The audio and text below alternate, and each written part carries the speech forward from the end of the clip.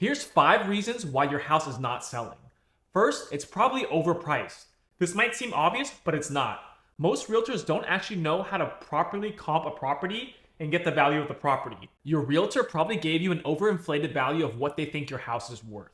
Just because a house nearby that's the exact same size sold for $300,000 doesn't mean your house will sell for $300,000. Your house could have the same number of bedrooms and bathrooms and the same square footage as the other house that sold, but it doesn't mean you're gonna sell for the same price. The layout and design of a house is a huge factor in if a house will sell.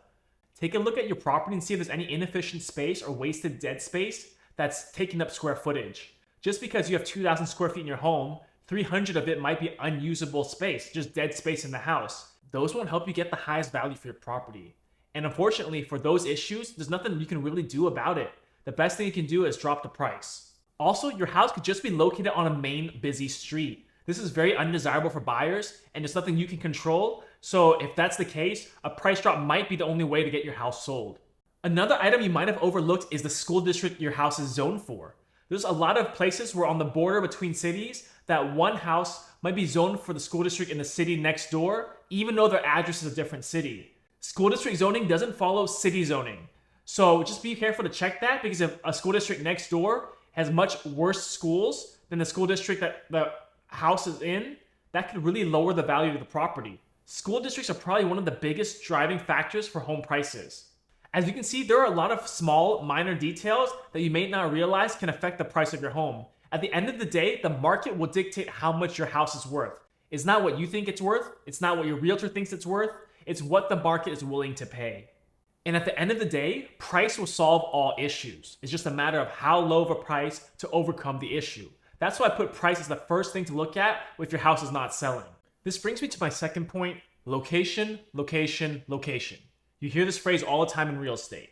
The second reason your house probably isn't selling is it might not be in a very desirable area. I briefly touched on this on the previous point, but let me dig into school districts for you. School districts are probably the biggest driver in home prices because people want their kids in good schools. School districts tend to have higher price points, and they tend to be in neighborhoods that eventually become safer and more desirable than school districts that are bad. One way to check if your house is in a good or bad school district is to go to greatschools.org and just type in the address. It'll tell you which public school your house is zoned for, and it'll give it a rating out of 0 to 10. And anything over a 6, I would consider a good school district, and then anything under a 3 or 4 is pretty bad. So that's something you can take a look at even when you're buying your next flip or buying a house to live in, is see what school district it's located in. Another small location detail to look for is if there are railroad tracks close to your home, or is there a commercial property like a warehouse or a power plant or something that's undesirable that's near the house. Another thing is the large electric towers. Those electric grids are very undesirable as well. So just look around the vicinity of your home a few blocks and see if any of those items are there. Another thing to look for in coastal areas such as Houston, where I'm at, is check if the property is located in a flood zone. There's a big stigma around properties in a flood zone, and a lot of people avoid touching them just because, one, they don't want to get flooded, and two, you're going to have to buy flood insurance, which really raises your insurance costs. After all those factors, it might just be micro-location issues, such as being at the corner of an intersection, or being in the end of a cul-de-sac is more desirable, or being in front of an intersection is less desirable. So you have to look at these micro factors of where the house is actually located, and that could play a role in the pricing and the desirability of getting it sold. The third reason why your property isn't selling is probably because your realtor isn't doing enough work. Are they following up with every showing and getting feedback and making offers and concessions to try to get an offer in? Probably not. Your realtor needs to be getting feedback from every showing and relaying the information to you on what people like about the house and what they don't like about the house. This helps you know if you need to adjust price or if you just need to fix something that's standing out and bugging buyers. You're able to get the perspective from a person trying to buy the house, and you could see something that you might have missed as a perspective from the seller side of things. Without this info, you're in the dark and you don't know what you need to improve in the listing or the property to get it sold. Also, your realtor needs to be selling your property to other realtors and their buyers. Most buyers are looking at several homes and they're on the fence on deciding about which one they want to pick and make an offer on. Your realtor needs to be there and make it sound like your property is the best one for that buyer. A lot of realtors aren't that proactive and don't get this done. Next, you have to see if your realtor is doing open houses. Yes, open houses aren't as popular as before with now everything on Zillow and the internet, but as many eyes as you can get and as much exposure as you can get is what you need right now if your house is not selling.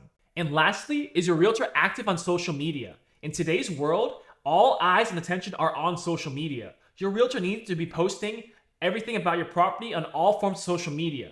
You never know who is looking for a property or who knows somebody that's looking for a property that might not know that your property is for sale. Exposure, exposure, exposure is the key to getting your property sold. Your realtor needs to be doing all these things to make sure you're getting the best exposure and the best chances of getting your property sold for the best price. This then ties into my fourth reason, probably poor presentation of the property.